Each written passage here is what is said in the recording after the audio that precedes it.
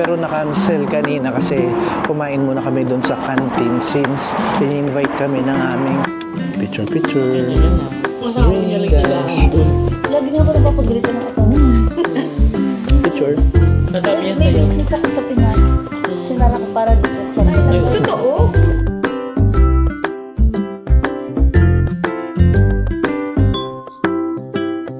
What's up guys? Bali, tayo ngayon, mag-short vlog tayo ngayon. So kasama natin yung mga student from Gimchon University. Bali, kapwa student ko sila, yung mga Pinoy. And ngayon, ayan, so nasa 11 kami ngayon. Papunta kami dun sa coffee shop na malapit sa school namin. And ito yung mga paligid na makikita. Yan. So yan yung mga kasama nating student din na nag-aaral. So may dalawang visa dyan. May mga D2 visa and D4 visa na katulad ko. D4 visa kasi is yung mga Korean language track. So yung mga D2 visa naman is English track guys. Ayan. So ang ganda ng paligid, no? So school din yung banda doon. Katabi lang ng Gimchon University, which is Dagyong Bukbogon de Hakyo. Ayan. Sobrang ganda. Tapos mayroong stadium dyan, which is the Gimchon Sports Town. Tapos mayroong mga ayun, kung makikita nyo. Yan. Very province tong lugar na to kung mapapansin nyo. May mga farm dyan. Ayan.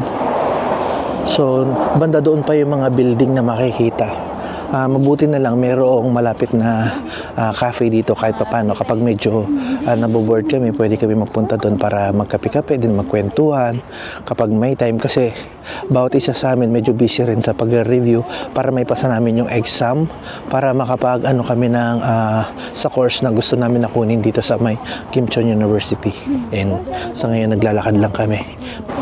Dito guys, kahit very province siya, meron pa rin silang mga sinusunod na ganyan. Kailangan kapag naka-green light, doon pa lang kami tatawid. So very, sila, no? Sumusunod pa rin sila sa batas kahit na sa palagay natin wala namang manghuhuling pulis. Kasi dito hindi naman uso talaga yung pulis, kundi may mga camera kasi dyan na pwedeng mag-send sa'yo ng notice na nakaano ka sa batas nila. Sa mga sasakyan yun na. Pero sa mga naglalakad naman, hindi naman. Yun nga lang, syempre, dahil nandito tayo, kailangan sumunod din tayo sa batas talaga. Yan. So kaming mga student guys, meron din mga dating workers dito or tinatawag na EPS workers. Siguro ilan kami rito? Isa, dalawa, apat kami. Dati na kaming nakapagtrabaho sa South Korea. Then nag-decide kami na bumalik dito as a student para mabigyan ulit ng pagkakataon in the future na mag-work ulit as legal, no? So hindi namin naging choice yung maging TNT dito. Karaniwan kasi kapag nawawala na yung visa, nag-decide sila kung gusto nila mag-stay dito is nag-illegal na sila. So kami, mayroong paraan para makapag-stay dito ng legal at ng mas matagal. Isa sa mga magiging option nyo ay maging student dito. Kumuha kayo ng inyong masteral, ganyan, or any course, tapos pwede nyo yung magamit sa pagpapalit ng visa. Kami kasi in the future, pwede kaming mag-apply ng E7 after nung namin pag-aaral namin. So yun yung magiging mission namin dito. Ayan na yan. At bilang student, meron din kaming pagkakataon na makapag-work pero alba lang siya. Kumbaga may minimum hour lang siya. Hindi siya yung full. Para kahit papano yung pang tuition fee namin ganyan is makatulong na pambayad tsaka yung pang financial araw-araw kahit papano meron kaming panggastos, di ba? Kaya tsaga-tsaga lang talaga siya. Minsan nakapag-try na ako mag-alba for one day kasi 4 hours ang aming yung pag-aaral namin ng Korean language. Tapos kahit pa paano 4 hours kaming alba. Depende yun kung may tatawag na mga sadyang nim. Sa ngayon yung mga pa lang, yung experience ko pa lang is sa farm na alba. Ayan. Then tawid na tayo. Pero sa according sa iba guys, yung mga nakakapag-alba na, yung ibang lahi, nakakapag-alba daw sila sa mga convenience store, tapos sa mga restaurant, tapos hotel. Ganyan yung mga albang nakukuha nila. Pero ngayon, ako personally ang subukan ko pa lang is farm. And hoping in the future maranasan natin yung mga iba't ibang alba, no? Pero yung iba kasi mayroong qualification katulad ng mga nasa JS25 or yung mga convenience store, kailangan daw may topic level exam ka or pumasak ka. Kasi kailangan magaling ka mag-Korean eh. Unlike sa mga farm kasi kailangan mo lang magtrabaho, di mo man kailangan magsalita. Kahit nga yung sign language pwede na doon, no? Kaya mas madali kaming makakuha ng alba sa mga farm. Pero syempre magiging advantage na marunong ka talaga mag-Korean language. Yun yung number 1. Para pag mayroong mga inuutos sa'yo, madali mong sundan, ganyan. At matutuwa sa'yo yung sadyang kasi nakakaintindi ka nga. Yan na yan. Stop ulit.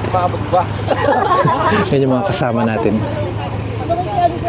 Ayan, after 10 minutes sa paglalakad, nandito na tayo sa May Edea Coffee. Yan, paborito nilang puntahan or paborito naming puntahan pagtambayan. Yan.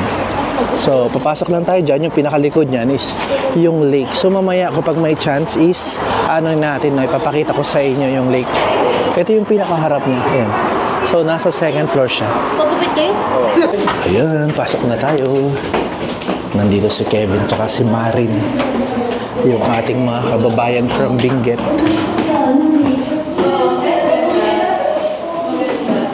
Diba? So, kung tatagos ka doon, actually, hindi mo alam kung anong harap at likod doon kasi parehas na harap. So, ito yung pinakaloob ng ating coffee shop.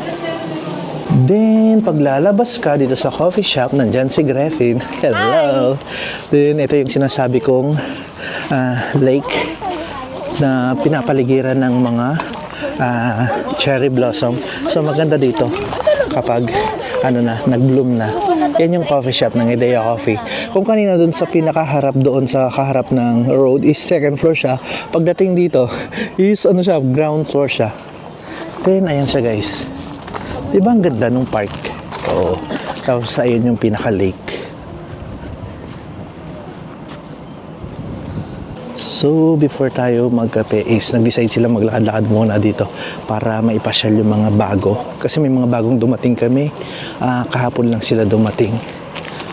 So, ngayon nasa mahigit 10 na kami. Dati nung dumating kami rito, parang nasa 6 lang kami or 7.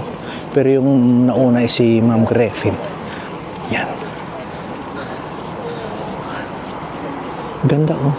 Imagine mo kapag nag-bloom na yung cherry blossoms tapos napapaligiran yan. Tapos itong lake, di ba? Very romantic yung lugar. Hindi pala doon nila balak mag-ano yata. Parang dito yata nila balak mag-cafe yung katabi. Pero doon kami nag-entrance. So, ayan, meron pang nakanong gitna, oh. Wow, ang ganda, di ba? Very romantic. Parang sarap mag-date dito or something. Pero since medyo malamig pa, hindi pa pwedeng mag-ano dito, no? Lalamigin kayo pag dito kayo pumesto. So, mas maganda kung sa loob. Yan. Yan, bago tayo pumasok guys, pakita ko muna sa inyo yung lake. One more time. Yan, ganda.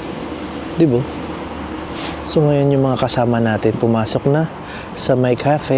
So, papasok na rin tayo. Ayun. Diba ang ganda ng cafe, oh? Wow! Papakita ko yung loob ng cafe guys. Yan, very aesthetic, no? So ano kaya to? Perma kaya ng mga artist to? Oo nga, no? Parang perma ng mga artist. Itong ano to? Okay. May mga truth gaso, which means mga singer. Ayan si Park Ji-yeon at saka yung iba. Ayan. So nagano na, yung mga sikat na singer pumunta rito, oh. Nagano sila, ayan, oh. Yung mga perma nila. Then tingnan natin yung ibang area guys ng Moda Cafe. Ayan. So, ayan yung ibang area. Diba? Ang ganda. Hello, si Nicole. Then, yan. Ayan, while waiting sa aming order, guys, bali dito kami pumesto sa may dulo. And magkitake muna kami ng picture habang nag-wait. Ayan yung mga kasama natin. So, doon nila inam na yung cellphone para makapag-picture kami. Let's go. Then, while waiting again, iano ko kayo dito. So, mayroong malaking painting dito. Sa area na to, mayroong CR naman dito sa side na to, guys. Ayan yung area. Sobrang ganda at sobrang aesthetic. Perfect sa mga gustong mag-concentrate sa pag-aaral, ganyan, o kaya makipag-date. Sobrang ganda ng area talaga, guys. And dito yung pinili namin kasi ito yung vacant na malaki para mas marami yung makaupo. And nagpapaalam sila ngayon kay Nicole since uuwi na nga siya. Bye-bye! Sa ulo ay ikaw, susunod ka na, mag-communication. Level 2 ka na daw.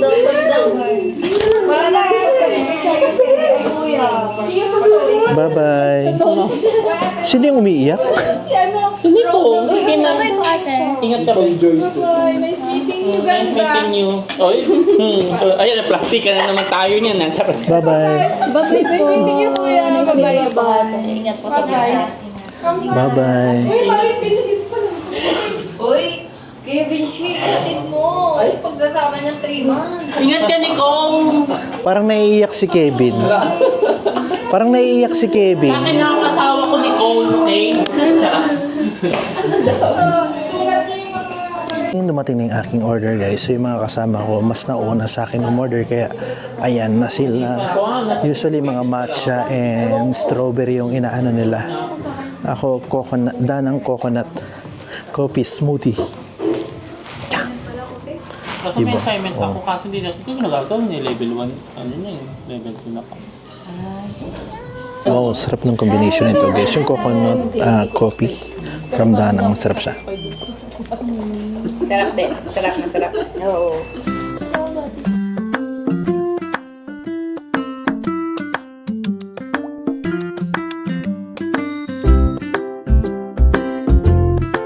Ayan, tapos na kaming mag-cafe guys and marami kaming napagkwentuhan eh. So 6:30 na ngayon.